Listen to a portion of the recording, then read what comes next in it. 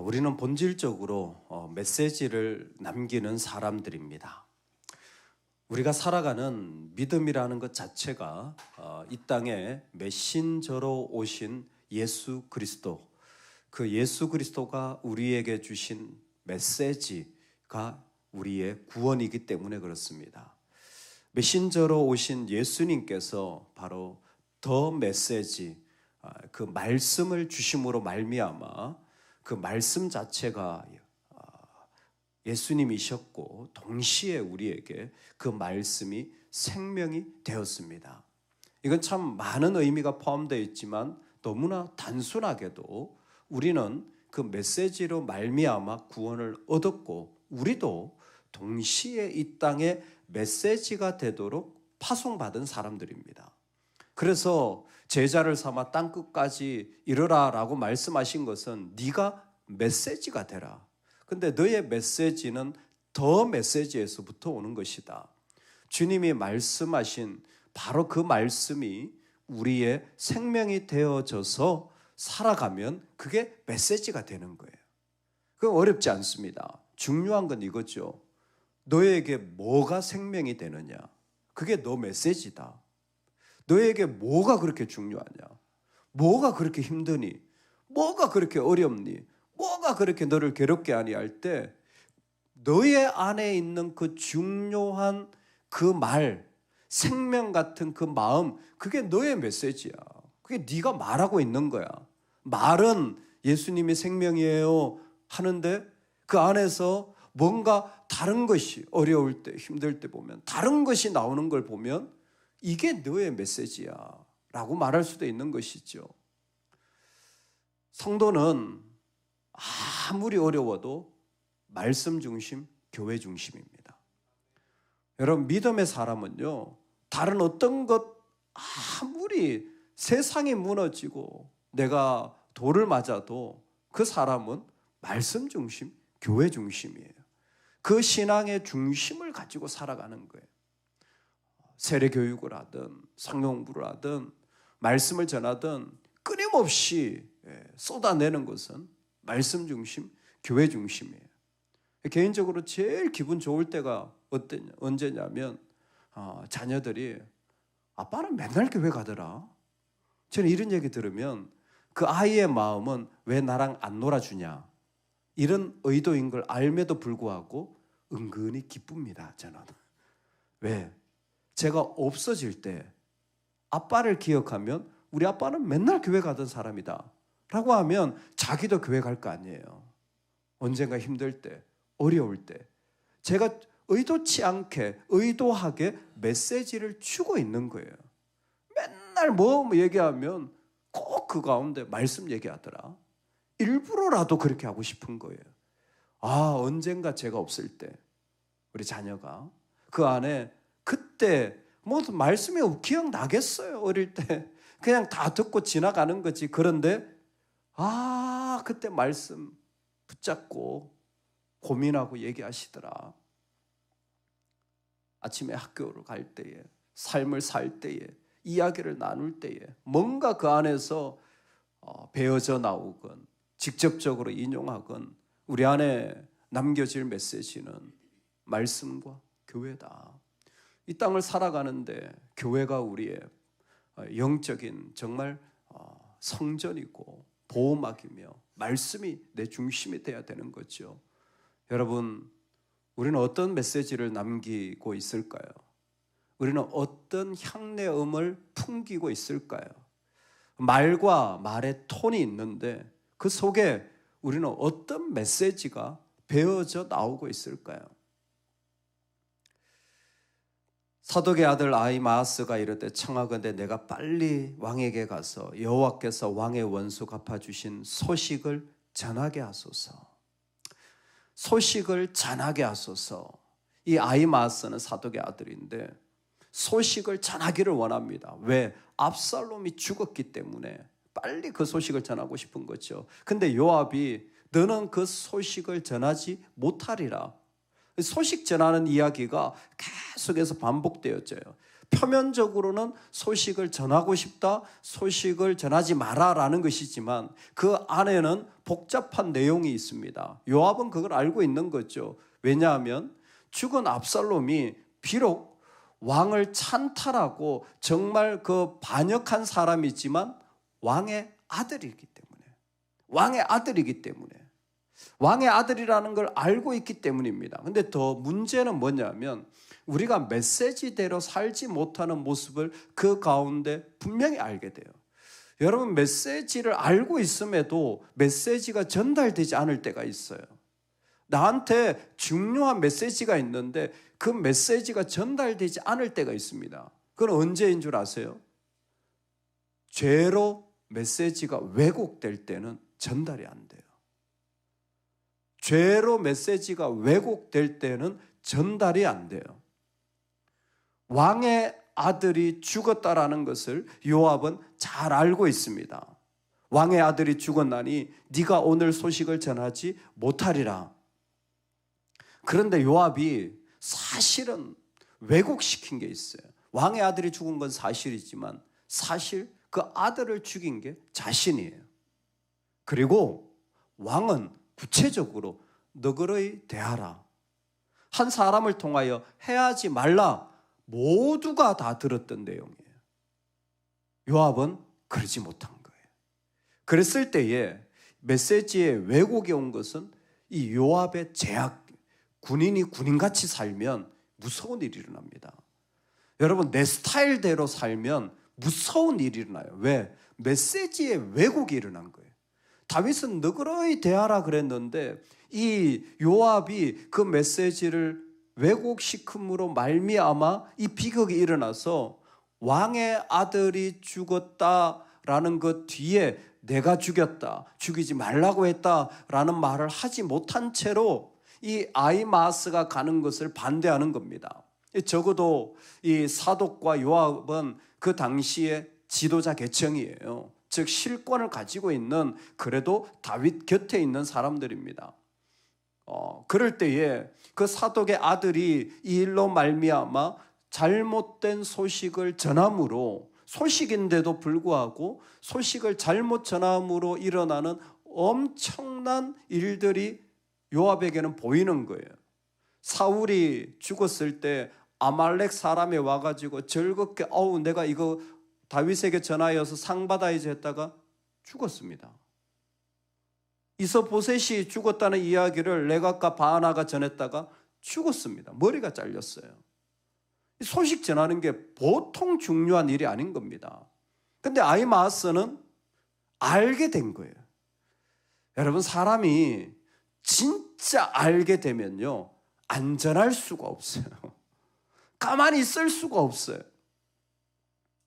너 가만히 있어. 내가 구스 사람 보낼게. 구스 사람은 저 이집트 남편의 에티오피아 어떤 출신일 확률이 높습니다. 당시를 그렇게 불렀으니까. 즉 외국 용병이나 아니면 노예나 끌려온, 즉 우리와는 상관없는 사람이에요.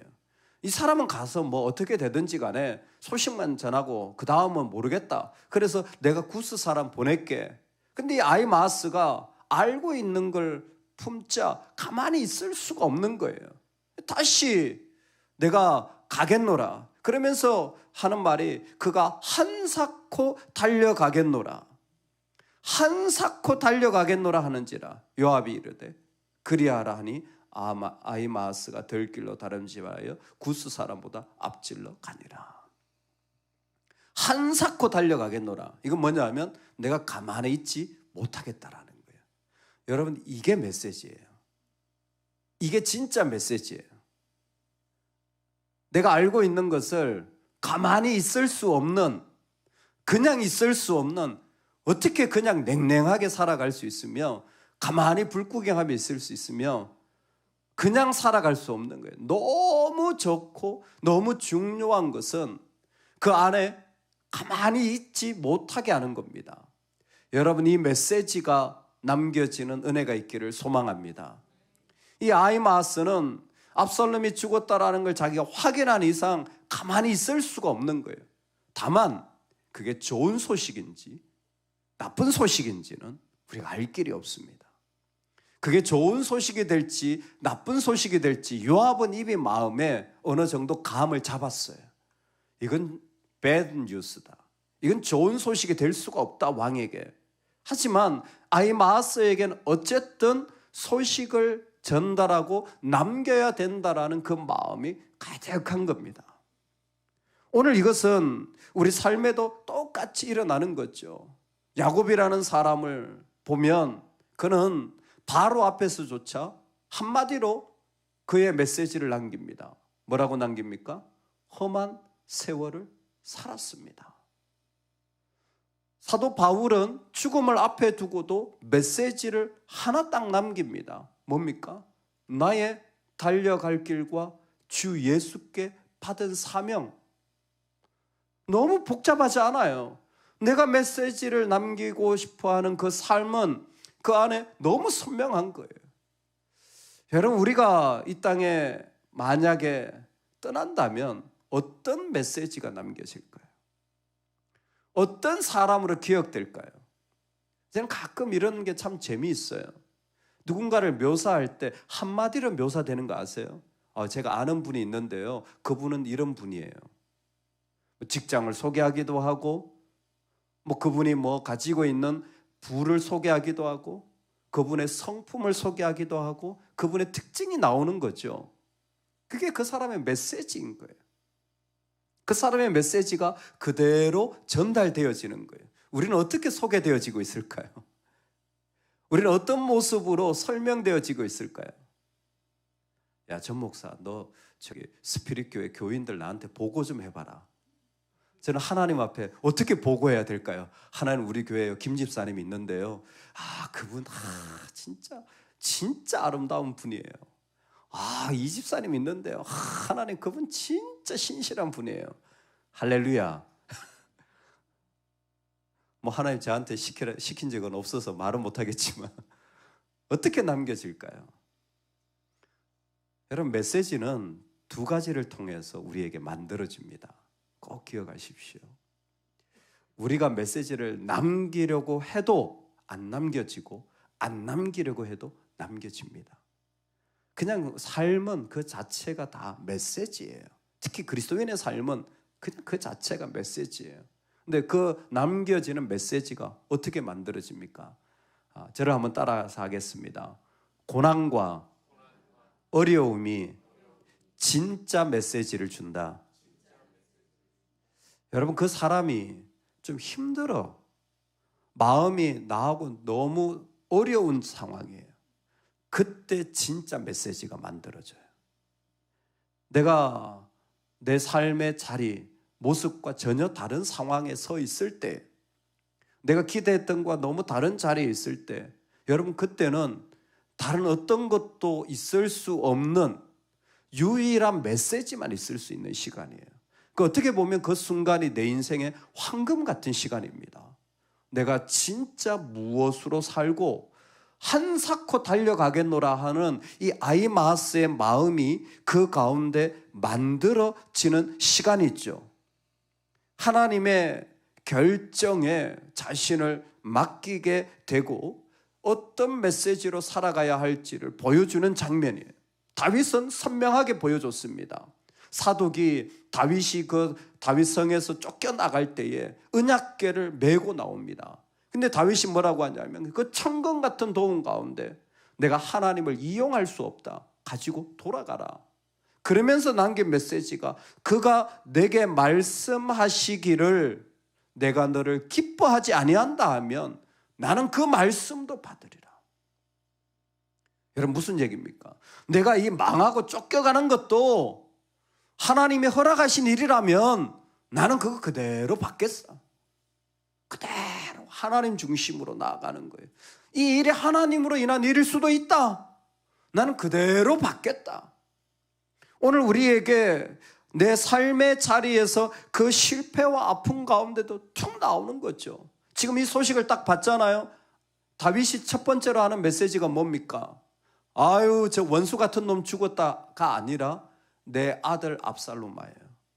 즉 그의 안에 있는 메시지가 너무 선명한 거죠. 이 고통 가운데 압살롬은 내 아들인 거예요. 우리가 우리 자신의 메시지를 물으실 때가 언제냐면, 야, 어떻게 내가 이렇게 버림받을 수 있지? 나는 이렇게 무심당한, 내 실패가 있을 때 하나님 물으시는 거예요. 네가 나를 사랑하느냐? 사역 5,000명 할 때가 아니에요. 실패하고 돌아서고 주님을 부인했을 때, 그때 주님 물으시는 거예요. 네가 나를 사랑하느냐? 너의 메시지는 뭐니? 네가 남길 메시지는 뭐니? 바로 그 실패와 고난이 우리가 주님 앞에 메시지를 남길 너무나 중요한 자리라는 사실. 흔들립니까? 길이 보이지 않습니까? 답답합니까? 오히려 그때야말로 내가 이렇게 살았다, 나는 이렇게 사는 사람이다라고 선포하는 시간임을 기억하시기 바랍니다. 두 번째는 고난, 흔들림이 내 메시지를 만드는 시간이고, 내가 먹은 것이 내 메시지가 됩니다. 내가 먹은 것이 내 메시지가 돼요. 내 안에서부터 나올 것 같지만 아닙니다. 내가 먹은 것이 내 안에 들어가서 내 메시지가 됩니다. 선한 사람은 그 쌓은 선에서 선을 내고, 악한 사람은 그 쌓은 악에서 악을 내나니 이는 마음에 가득한 것을 입으로 말함이라. 주님 말씀하셨습니다. 내 입으로 들어가는 것이 그대로 다시 내 입으로 나오는 거예요. 오늘 우리 마음에 들어간 것들이 그 마음에서 그대로 나오게 됩니다. 그러니까 내가 메시지를 만약에 그 가운데 남기고 싶다면 내 안에 무엇이 쌓이고 있는지, 무엇이 들어가고 있는지를 잘 살펴야 됩니다. 염려와 비난과 계속된 고민이 쌓이면 나도 모르게 툭툭 그런 것들이 나오게 되는 거죠. 내가 본 것들이 무엇인지를 처음부터 분별하여서 그것을 보지 않도록 해야 합니다. 아무리 세상이 그렇다고 할지라도 우리는 그 안에서 우리의 마음을 세워서 실제로 내 안에 있는 것들이 무엇이 나올지, 그것은 내가 무엇을 먹는지를 통하여 결정되기 때문입니다. 주의 말씀의 맛이 내게 어찌 그리 단지요, 내 입에 꿀보다 더 단이다. 그 말이 그대로 들어갈 때, 그 말씀이 그대로 들어갈 때, 그 영혼 안에서 말할 수 없는 그 단맛을 느끼자 그 사람은 때가 되면 자연스럽게 그 단맛이 그대로 쏟아져 나옵니다. 내가 먹은 것이 내 메시지가 됩니다. 오늘 우리가 살아가는 삶에 이 말씀이 참 소중합니다. 내가 가서 소식을 전하리라. 아이마스의 이 말은 곧 우리의 부르심이고, 오늘 우리가 살아갈 때, 우리가 살아가는 자리에서 우리는 어떤 메시지를 남기며 살아갈까요? 여러분, 주 예수 그리스도의 메시지가 남겨지는 은혜가 있기를 소망합니다. 그 어려움과 위기 가운데서, 그 고난 가운데서, 또 동시에 어떤 것보다 내 안에 그분의 사랑과 은혜와 말씀이 내 안에 채워져서 남겨지는 것, 그럴 때 그 말과 그 말의 톤과 그 말의 모습 속에서 우리 주님의 메시지가 남겨지는 축복이 있기를 축원합니다. 아멘.